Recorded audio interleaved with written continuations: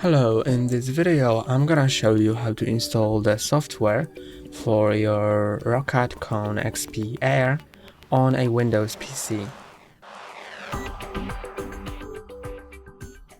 To do it, you need to go to the support.turtlebeach.com website. So go there in your favorite browser, then go to downloads, then search for KONE XP Air. Select the mouse, and now select the operating system. So I have Windows 10, so I'm gonna select that one and then click on download. Now it starts downloading, and when it finishes I can go to the downloads folder and I will see a zip file. So I'm gonna open it with my Windows Explorer and then click on extract all.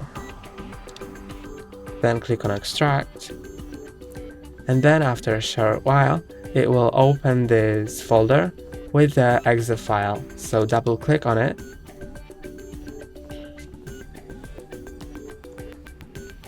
and now click on next, then read and accept the terms.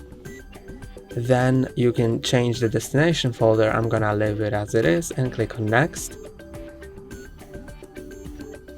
And now let's wait a moment. Now we can click on finish. And the software should be installed. So let's see by clicking here. Yes, it is here. So you can click on the software. And now, as you can see, you can use it like that.